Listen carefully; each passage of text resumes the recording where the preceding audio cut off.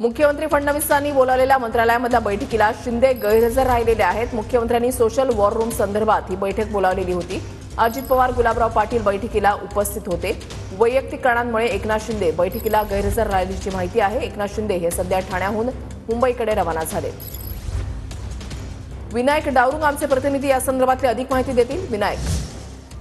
रुशाली, आपण जर पाहिलं तर मुंबईचे मुख्यमंत्री फडणवीस यांनी जी आहे ती संपूर्ण बैठक जी आहे ती बोलवलेली होती। सामाजिक आणि जे वॉर रूम आहे त्या संदर्भातली ही बैठक होती। त्यावेळी मुख्यमंत्री आणि दोन्ही उपमुख्यमंत्र्यांना निमंत्रण दिले, परंतु उपमुख्यमंत्री एकनाथ शिंदे जे आहे ते गैरहजर आज या संपूर्ण बैठकीला होते।